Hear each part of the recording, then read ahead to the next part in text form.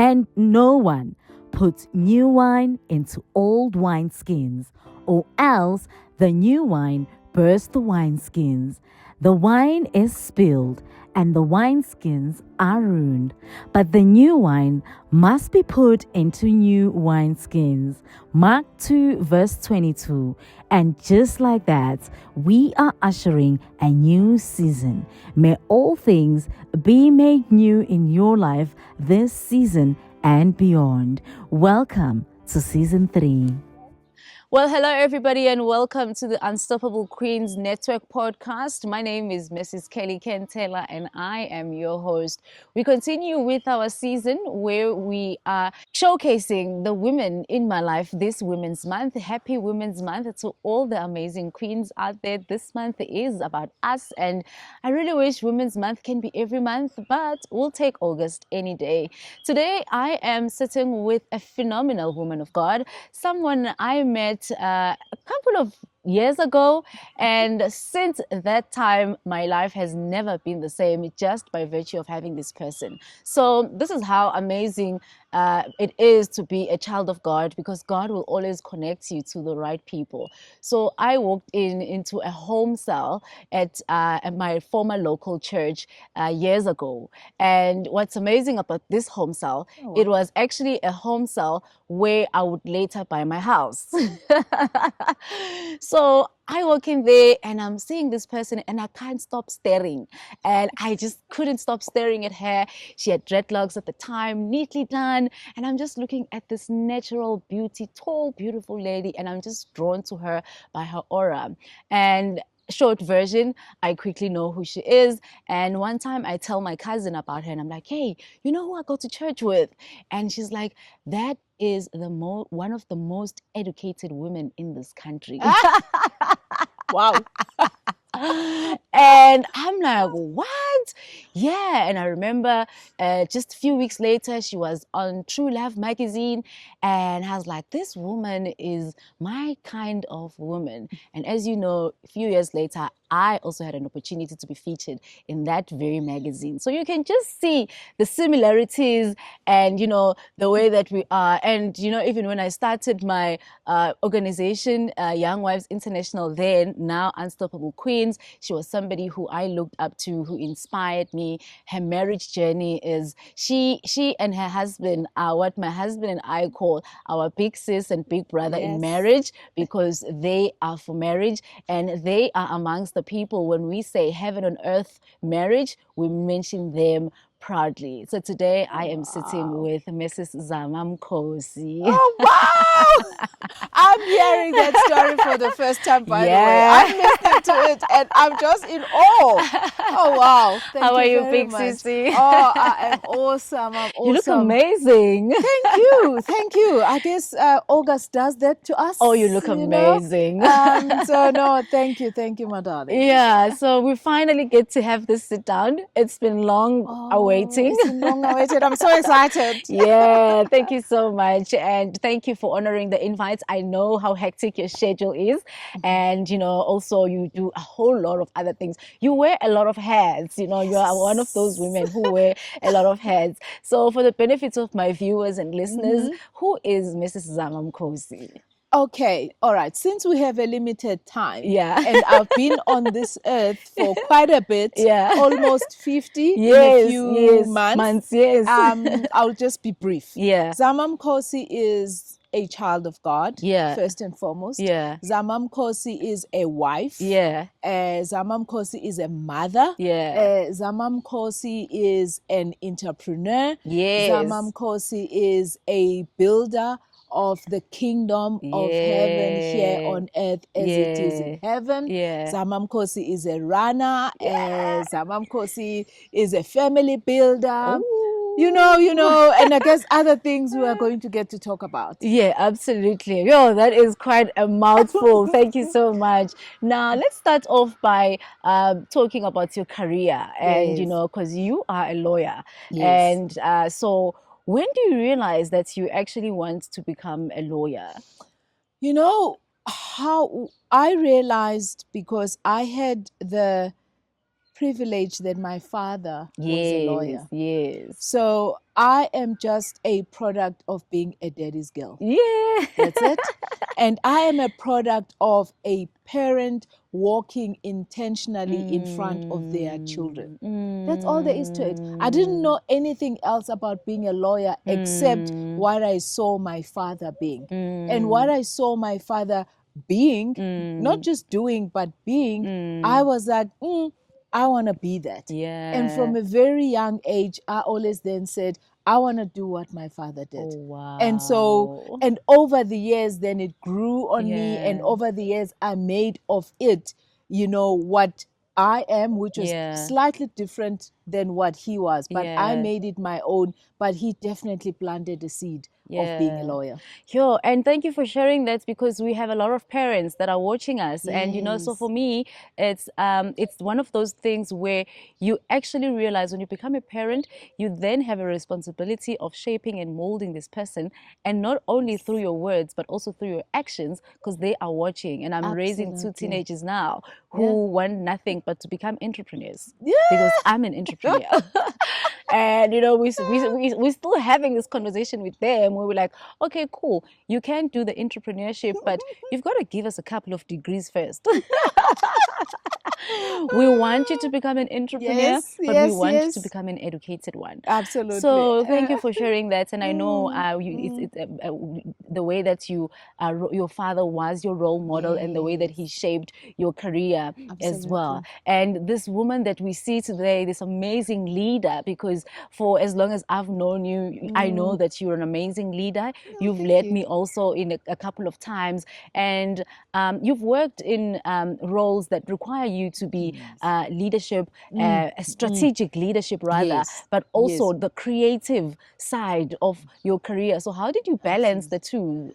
You know, I had to come to terms with the fact that I am a creative. I never used to own that because I always told myself that, okay, no, I'm a lawyer, and lawyers cannot be creatives. But then I realized that, you know what, creativity is actually something that all of us have, especially if you're a child of God and He lives in you and He is a creator, and therefore you too can create. And so I had to own that being a creative.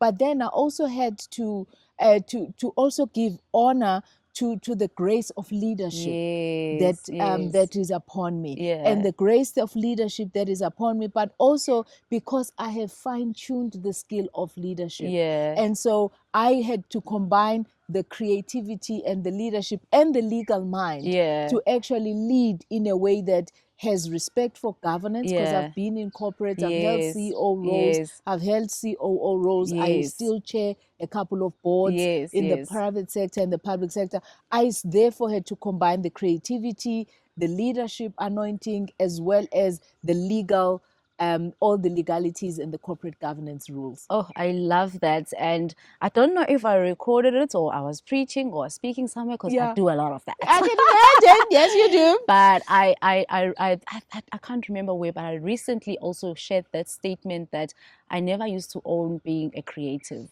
I owned being an entrepreneur, and I never owned me being a creative. Like, I would be so it wasn't something I'd proclaim, you know.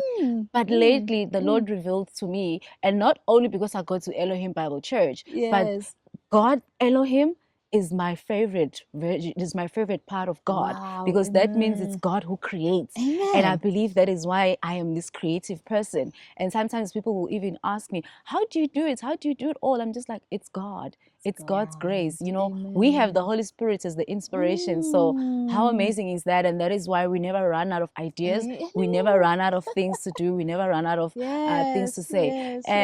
So you mentioned that you have sat in many roles, you've sat in different boards and all of those things. How did you navigate, if you've ever been in a situation where you were the only Black female on the table?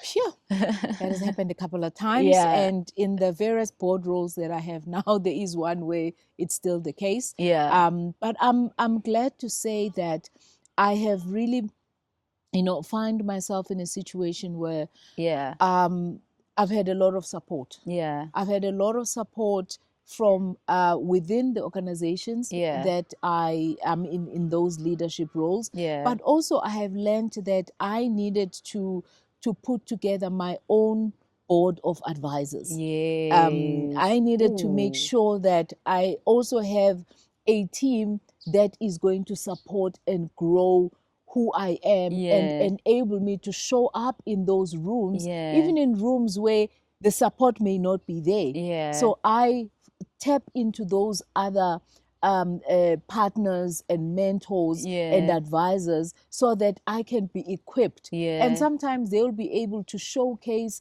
and show me things that I may not be aware of on how to survive and still thrive even in environments that may not necessarily be supportive. And one thing that I would always advise any and every woman, you must have, amongst your board of advisors, you must have a male advisor. Oh yeah, I'm that person. You must have one. You must have one. Minimum 2. Minimum. I love that actually. Minimum. I love that because when you are in male-dominated spaces, there are just things that you are going to be blind to. And if you have trusted males that are in your corner and they're giving you tips and they're showing you how to show up in this without losing your femininity, without losing it, but with awareness, you can actually find yourself thriving regardless of the type of environment, especially in male-dominated environment with that kind of support. Yeah, and that has actually answered my next question, which was going to be, women are expected to work harder in leadership more than others, more than males. And how best do we do it without losing our authenticity and, you know, really losing ourselves and also trying to be men? Because we're not men. We're not. We should never. And it will not do us any good if we try to be men, because we all are here for, you know, we've got different roles and we need to honor those roles ourselves. So I will say two things. That firstly, you need to have your own personal definition of success. Be clear about what your definition of success is, so that as you maneuver spaces of, you know, where success is defined for you, you know where the line is. You know that I will not go beyond this in order to achieve what may be defined as success, because for me, success is not XYZ. You know, so that if you have to make certain choices sometimes, that you know what, I'm not going to go on that international trip for 3 weeks because you know what, it is my son's matric exams, and so I am just not going to take it, no matter how much in that environment maybe it's something that is like, no, but if you are this leader, you are supposed to be in that World Economic Forum, it's the place to be, and whatever. If you choose that, you know what, for me success doesn't mean I have to sacrifice that for that. And so I'm going to be comfortable in making that decision and not be made to feel any lesser off. Because yes, you will be made to feel lesser off if you make certain choices. But if you know deep in your heart that is not your definition of success, you will not be moved. And it's just as you're answering that question, the one thing that also comes into mind is imposter syndrome. So how do women who are watching us deal with imposter syndrome? Because I think you and I are a little bit big on social media. And we see it a lot, you know, where it's like a person now is becoming something that they're not. They're trying to catch up with the trends. They're trying to follow certain trends. So how do you advise somebody who is battling with imposter syndrome, especially in their career or even in their lifestyle? I would say is do the inner work. Do the inner work. Do the work on you. Do the work to promote the understanding of who you are. Because doing that inner work is, self-awareness is a superpower. I always say that. Self-awareness is superpower, because if you are self-aware, you will not allow the world to impose a definition of who you are upon you. Because an imposter syndrome is when other people, you know, give you a particular definition that this is who you are, or you've got a twisted idea of who you, version of who you're supposed to be. And yet, if you take time and do the inner work, you know, do the therapy, do those sessions that you need to do to understand, go into the word, infuse the identity of Christ in you so that you are convicted of who you are. And you and that definition, that identity is not imposed upon you. Sure, I love that. So I was watching this series because we have teenagers now, so we get pulled into catching up on their series. It's like a connect thing. And this father is actually advising his son that I think that he was having a crush on this young girl, and then so she comes, and then she's now finding interest in another guy. So the father is observing like his son being kind of heartbroken because he knows that she's got a crush on her. I mean, he's got a crush on her. And the father says something very powerful, which opened up a discussion even in my house. The father says, that girl hasn't discovered who she is. Don't date people who haven't discovered who they are. They're going to frustrate you. I thought that was like the best advice I could give my children. That don't be with people who haven't discovered who they are, because they're going to be different things every day. All sorts of direction. And now, manje, you are also, you know, being tossed, you know, in all sorts of directions. You know, that's powerful. And advice. It's such a powerful thing. I mean, for these young minds to actually learn that. And imagine we here now in our 30s and 40s, and if you're still struggling with your identity, I would just think start there. It's not late. The Lord gives us grace. Start there and start identifying who you are and be solid in who you are and stand for who you are. Stand. Yeah. So a couple of days ago, you posted something on Instagram and LinkedIn. Oh, I hope I can remember. I post a lot of things. No, you will remember this one. Yeah. You said, what does being a wife, being a mother, being an aunt has to do with leadership? Oh, wow. Okay. Such a powerful statement. Yes. What were you saying? You know, because someone said to me that, you know what, as a leader, as you make decisions, you may think that, in fact, the best way to make decisions is to think about how will the decisions you're making affect the people that you love most. And oftentimes the people that you love most are the people that you are a wife to, you are a mother to, you are an aunt to, you are, it's, you know, it's not often just the people that are in, let's say, you know, the people that are reporting to you and whatever. And so that for me always keeps me in check to be the person, an all-rounder that I am. Own the fact that I may be a chairperson of the board here. But I don't just leave my being a wife at the door. I don't leave my being a mother at the door. I bring my whole of me even in this role.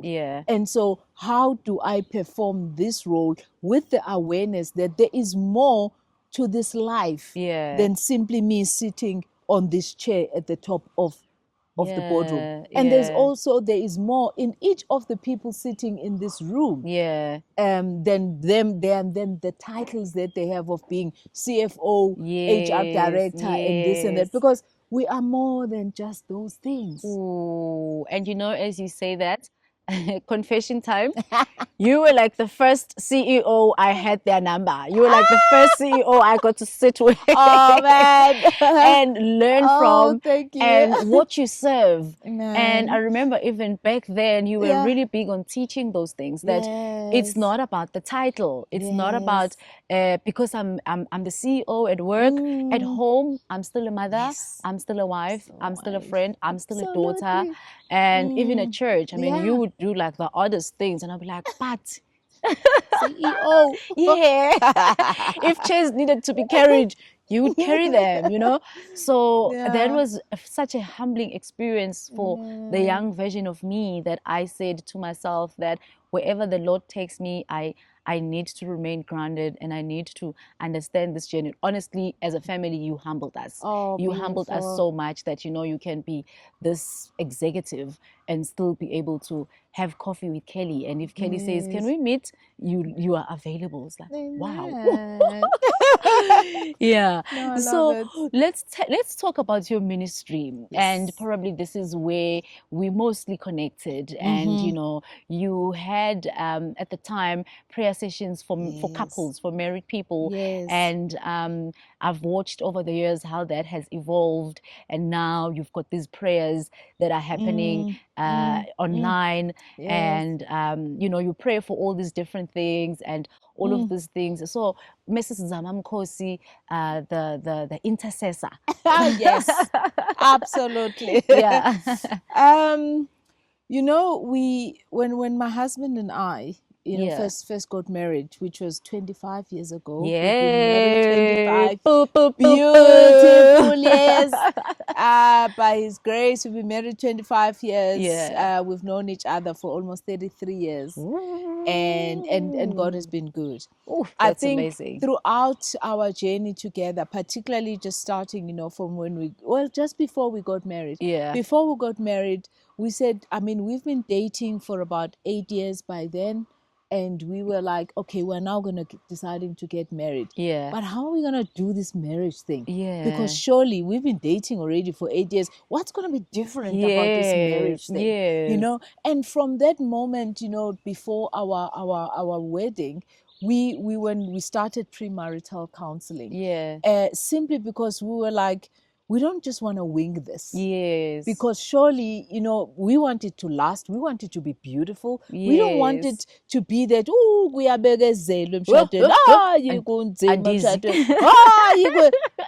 knew that we did not want that version. Wow. But then we're like, okay, let's become students of this marriage thing. And then we were like, okay, let's go to premarital counseling. Wow. We did a whole year of premarital counseling before we got married. And even soon after we got married, we continued with the sessions. Yes. And even soon thereafter, we started noticing that other couples around us, there were things that they were struggling with that we dealt with when premarital. And because they didn't do that, they were battling. And we were like, why don't we put couples together and share what we know? And from that moment on, we started the journey probably 2 years into our marriage, which I said 22 years ago. We started holding sessions where we were equipping couples around how to do marriage. We ourselves were like, we're not experts. We just simply 2 years in, and there's certain things that we know or we've studied and we've experienced that we can share. And since then, we've been on this mission of empowering marriages, not only marriages, but families and enriching families. And it has taken various shapes over the years. Because obviously we've journeyed up between careers and children and whatever. And so we've held it as, you also have been in the different versions. You and your husband have been in different versions of it. Where we are now is we are calling the ministry now the One Family Tree. Well, our family tree. Our family tree, because we're dealing with the whole family. Being the couple that is married, being the parenting side, being even the extended families. We want to minister to the whole family tree. And so that is what we are talking about. And we hold prayers on a monthly basis. That is where we're starting now. And each month we're focusing on a particular prayer. This month of August, we are focusing on praying for families that are affected by violence. And that is a topic that we're saying there's many organizations doing many things about the issue, but we are wanting to attack the thing at the source, because we are fighting not against flesh and blood, but against principalities. So we are going to be the ones that are going to stand in the gap and confront spiritually the demonic forces that are behind violence in families. And so that is the prayer that we are leading this month, and it will culminate in an online prayer on the 27th of August. Amen. Amen. And you know, I feel like you've answered my next question, but I do want to utter it so that you just give me the exact answer. No, so for as long as I've known you, you've served God. Yes. And what has serving God done for you? How has it helped you in any way, if in your career, if in your business? Because I've shared my testimony of how serving the Lord has opened up so many doors for me. And, you know, even my public speaking skills, they come from the fact that I started speaking at church and I was very shabby. And they gave me an opportunity to speak. And then I just kept on, you know, speaking. Today I have my own podcast. I have my own YouTube channel where I speak. I get booked into speaking gigs and all of those things. So from a person like yourself, how has serving changed you? I think the first thing that it did for me was that it grounded me. It gave me purpose. I always say to people, it is easy for us, you know, to say, yes, we must, you know, what's your purpose? What's your purpose in life? And da da da. And sometimes, you know, we can put ourselves under such pressure and stress that, oh my goodness, I don't have a purpose yet. And therefore, oh, my life, I don't know what to do with my life because I haven't discovered my purpose. For me, I've always said, my purpose is to serve God. Do what God tells you to do. Each morning, wake up and do what God tells you to do. And don't sometimes even worry about 5 years, 10 years. What is God saying I need to do today? And as you take those steps, it comes together. So me being completely sold out to doing what God tells me on a day-to-day basis has, when I look back, crafted this amazing career, these amazing ministries, you know. But the way I approach is that every day, wake up and ask, what does God want you to do today? And what God wants you to do today, you will also find renewed strength. You will also find renewed capabilities, as you're saying, because God will tell you to do something. They're like, oh no, but God, I don't know how to do it. Like, okay, Moses also didn't know. Also didn't know. Okay, now go. Okay, no, Lord, the Lord is telling me now. Okay, now start recording your legal knowledge and develop an online legal course. But I'm like, oh God, but where's the business model in that? And God is saying, hello, you leave that to me. For now, do this. And before you know it, now it's opened up a whole new business opportunity in legal education. That is one of my businesses that is thriving and has got such high growth potential. It all started with me answering a call when there was no business during COVID, and I listened, and the Holy Spirit said, what do you have in your hand? Oh my God, oh my word, that is such a powerful testimony, you know. And because we also know a lot of people were hit by COVID-19, but for some of us, that's when our business started. We never wasted that crisis and an opportunity. And so tell us more about Mkosi Inc. and the services that you provide. And no, thank you for that. It is really been the grace of God. That once again, Mkosi Inc. started as Mkosi Inc. The legal, you know, consulting business, and it has grown to be Mkosi Group.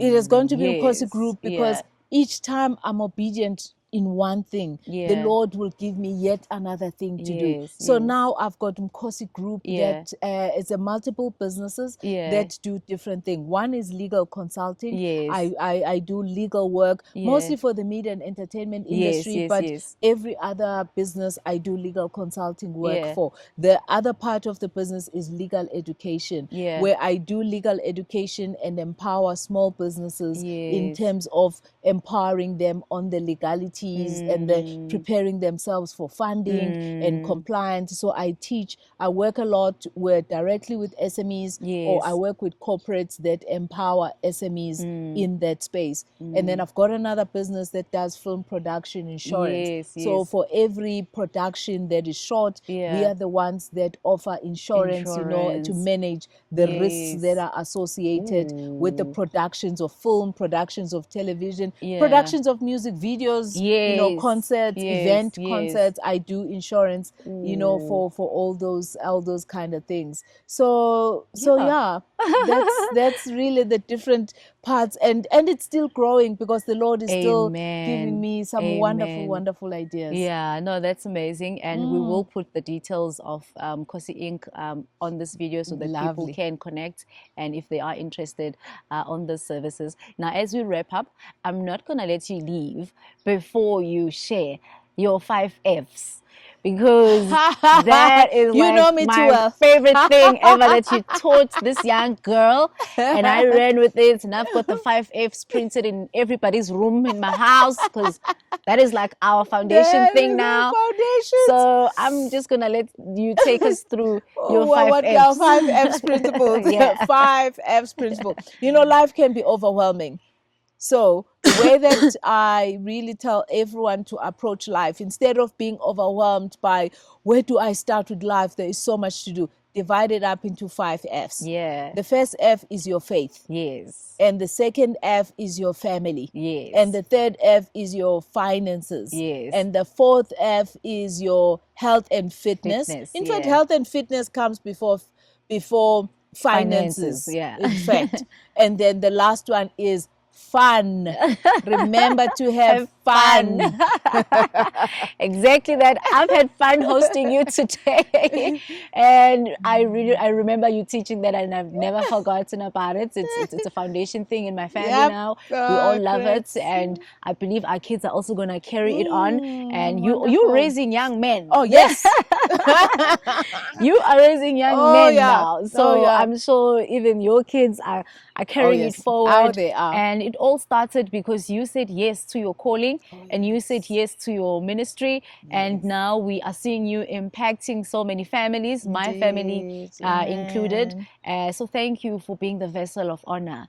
Thank you for being such an amazing woman of God, and for you've taught so many of us, even sometimes without saying much. And I've had the honor and the privilege to work with you on some of your projects, and I've seen how you carry yourself and your work ethics and all the amazing things that you do, and you still remain humble, you still remain grounded. So I think the lesson that I take always from women like you is that never forsake God, never not be found in God, because God is going to give you the right direction, and all your steps are going to be ordered by Him, regardless of where you find yourself. So thank you for joining us today. It's been an honor. We've had fun having you here, and that wraps up today's episode.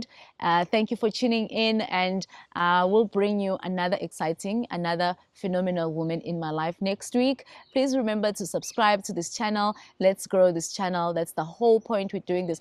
But I must say, we're not doing this for numbers. We're doing this because God said we must do it. But I would like for you to subscribe to the channel. And that's it from me today. We will see you on the other side.